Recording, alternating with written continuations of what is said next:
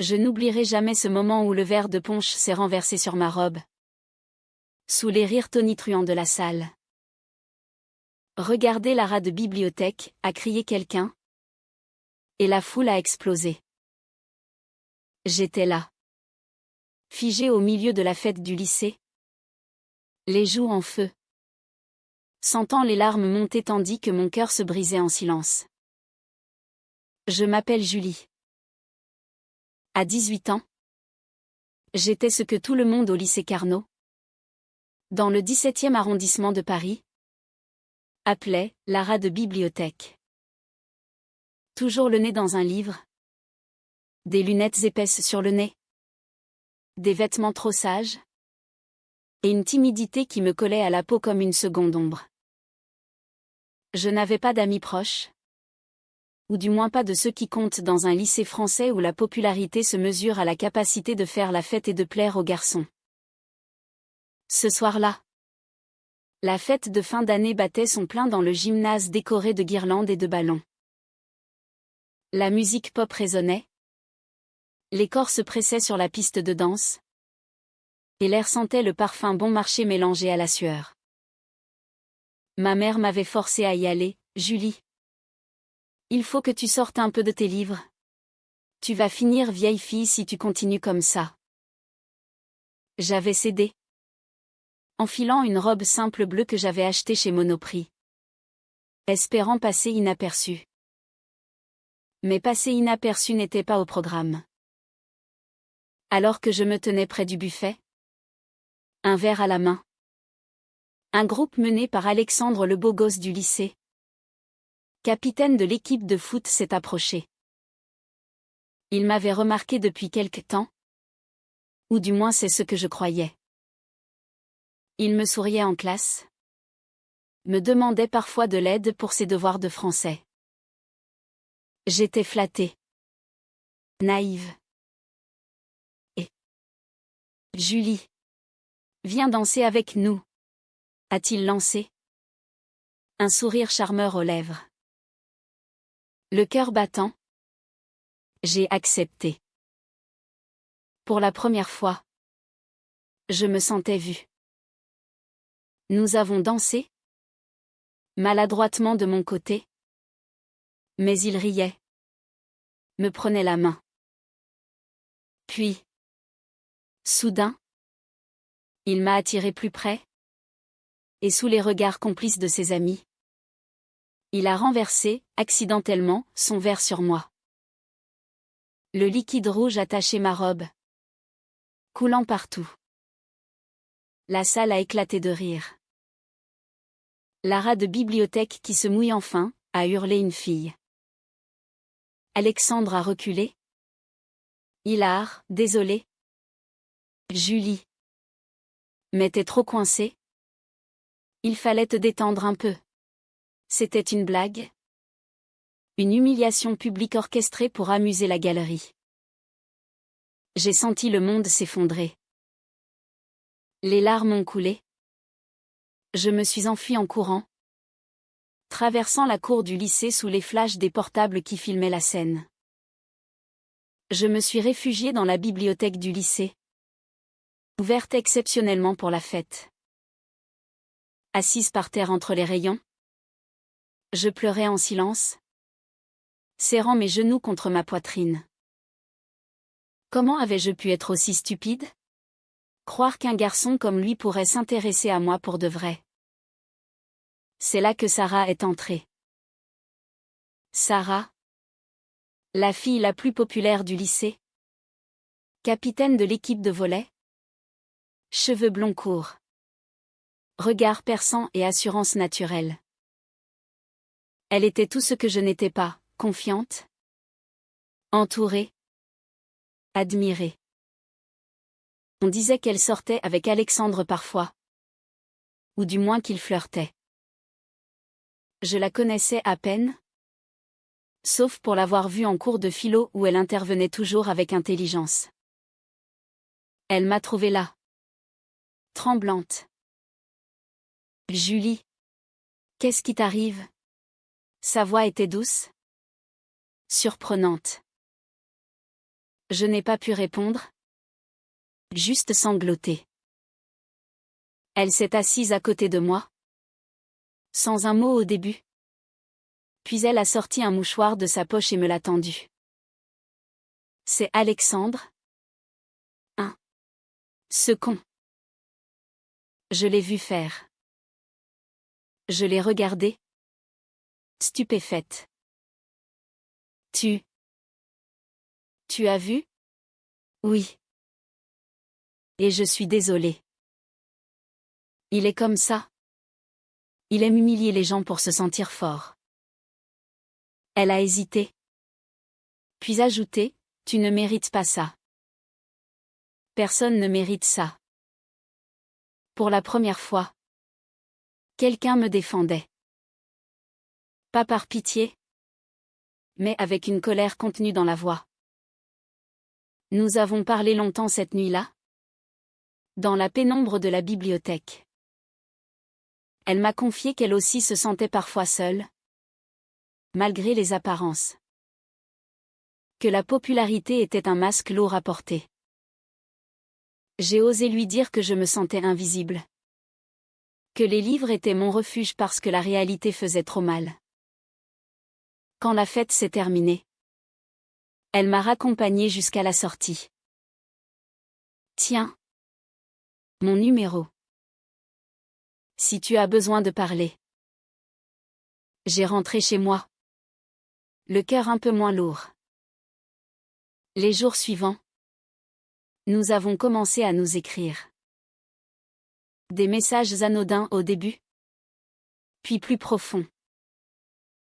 Sarah m'invitait à la cafétéria. Me défendait quand on se moquait de moi. Bientôt. Nous passions des heures ensemble. À flâner le long de la Seine. À discuter de tout, littérature. Philosophie. Rêve d'avenir. Elle voulait étudier le droit. Moi la littérature. Elle me faisait rire comme personne. Mais il y avait quelque chose de plus. Ses regards duraient trop longtemps. Ses touches accidentelles sur mon bras me faisaient frissonner. Je commençais à ressentir pour elle ce que je n'avais jamais ressenti pour personne. Une attirance profonde. Effrayante. L'été est arrivé. Et avec lui. Une proximité grandissante. Sarah m'invitait chez elle. Dans son appartement haussmannien du Marais. Où ses parents. Souvent en voyage d'affaires. Laissaient la place libre. Nous révisions le bac ensemble. Allongée sur son lit. Entourée de livres. Un jour. Sous prétexte d'une chaleur étouffante. Elle a enlevé son pull. Restant en débardeur. J'ai rougi. Détournant les yeux. Julie. Qu'est-ce qui ne va pas? A-t-elle demandé. Sérieuse. Rien. C'est juste. Je ne sais pas. Elle s'est approchée. Son visage près du mien. Tu sais que tu peux tout me dire. J'ai avoué. La voix tremblante, je crois que. Je ressens quelque chose pour toi. Plus que de l'amitié. Et ça me terrifie. Le silence qui a suivi a été interminable. Puis. Doucement. Elle a pris ma main. Moi aussi. Julie. Depuis cette nuit dans la bibliothèque. Mais j'avais peur. Peur de ce que les gens diraient. Peur de perdre tout ce que j'ai construit. Nous nous sommes embrassés ce jour-là.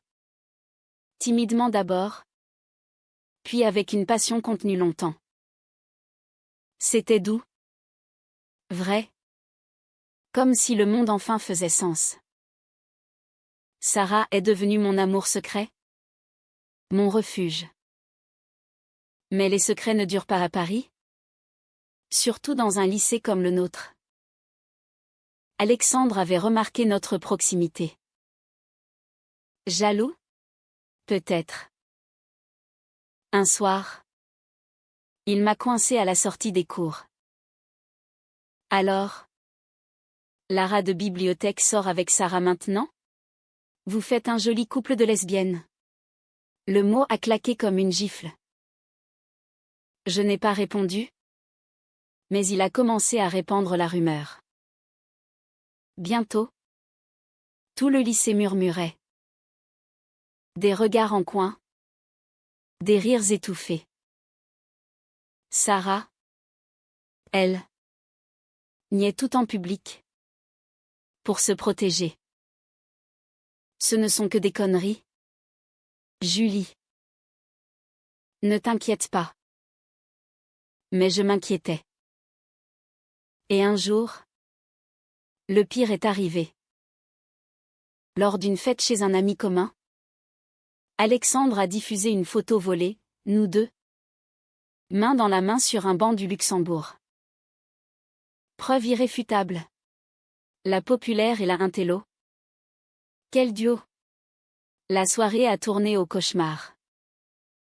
Des insultes. Des moqueries. Sarah, paniquée. Agnès, s'est montée de toutes pièces. Julie est juste une amie. Elle m'harcelait presque. Ces mots m'ont transpercé. Harcelait?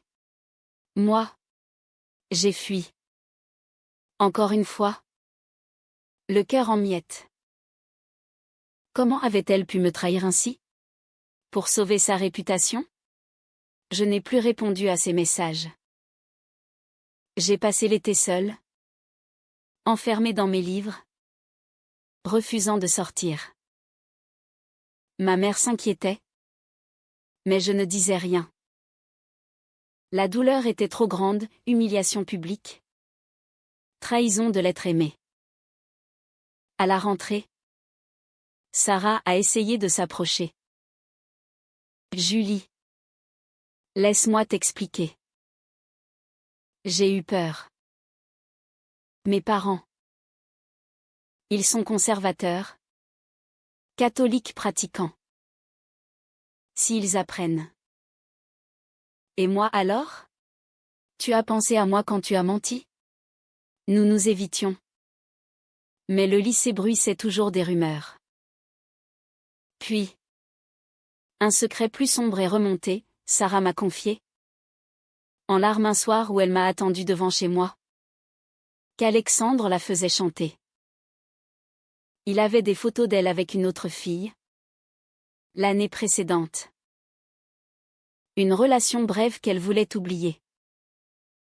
Il menaçait de tout révéler si elle ne rompait pas avec moi publiquement. Compréhension et colère se mélangeaient en moi. Elle avait choisi la facilité. Me sacrifiant. Les mois suivants ont été un combat intérieur. Je refusais de rester silencieuse plus longtemps. L'humiliation de la fête. Puis cette trahison. Ça m'avait changé. J'ai commencé à écrire. Un journal intime qui est devenu un texte plus long, une lettre ouverte sur le harcèlement au lycée. Sur l'homophobie larvée. Sur le prix du silence. Je l'ai envoyé anonymement au journal du lycée. Mais quelqu'un a deviné. Bientôt. Tout le monde savait que c'était moi. Les réactions étaient mitigées, certains m'admiraient pour mon courage. D'autres me traitaient de victime pleurnicharde. Sarah. Elle. Luttait. Ses parents avaient découvert les rumeurs. Une dispute terrible, son père, avocat traditionnaliste, lui a imposé un choix, arrête ces bêtises ou tu perds tout. Elle a craqué. Est venue me voir en pleurs. Je ne peux pas. Julie. Je ne suis pas aussi forte que toi. J'étais déchirée. Je l'aimais encore? Profondément. Mais comment pardonner la trahison? Un soir d'automne, sous une pluie battante, nous nous sommes retrouvés sur le pont des Arts. Elle m'a supplié, j'ai menti pour nous protéger. Mais je me rends compte que je nous ai détruites. J'ai explosé, tu m'as humilié devant tout le monde. Tu as dit que je t'harcelais. Les larmes coulaient sur nos visages, mêlées à la pluie. Puis, dans un élan, elle m'a embrassé, passionnément, comme si c'était la dernière fois. Je l'ai repoussé d'abord, puis rendu. Ce baiser sous la pluie remain gravé en moi, nos corps tremblants, la ville lumière autour, l'émotion brute. Mais le lendemain, elle a disparu. Un message, je pars chez ma tante à Lyon. J'ai besoin de temps. Pardonne-moi un jour. Seule, j'ai affronté le lycée. J'ai porté plainte contre Alexandre pour cyberharcèlement. Les vidéos de la fête circulaient encore. Le proviseur a fini par intervenir. Alexandre a été suspendu. Les rumeurs ont diminué. J'ai aussi rejoint un groupe de soutien LGBT à Paris, dans le Marais. Là, j'ai rencontré d'autres jeunes comme moi. Appris à m'accepter. Ma mère, choquée au début quand je lui ai tout avoué, a fini par me soutenir, ma chérie. L'amour est l'amour. L'hiver est arrivé. Froid et gris. Sarah m'écrivait parfois des lettres longues où elle racontait sa reconstruction à Lyon, loin de la pression familiale. Elle avait avoué à sa tante qu'il avait accepté. Je regrette chaque jour. Julie. Tu m'as montré ce qu'était le courage. Je répondais prudemment. La blessure était profonde, mais l'amour persistait. Au printemps, pour le bac, elle est revenue à Paris passer les épreuves. Nous nous sommes revus dans un café près de la Sorbonne. Elle avait changé, plus assurée. Cheveux un peu plus longs. Regard déterminé. J'ai parlé à mes parents. Ça a été dur, mais ils commencent à accepter. Et Alexandre? Il s'est excusé? Publiquement. Après la sanction. Nous avons beaucoup parlé. Des excuses. Des larmes. Des explications. La trahison venait de la peur, pas du manque d'amour.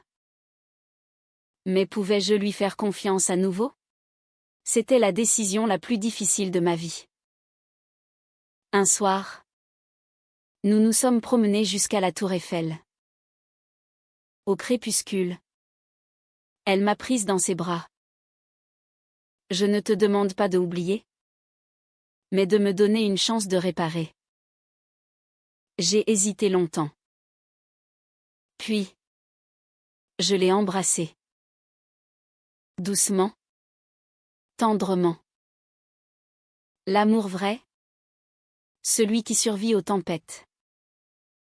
Les années ont passé. Nous avons toutes les deux réussi notre bac.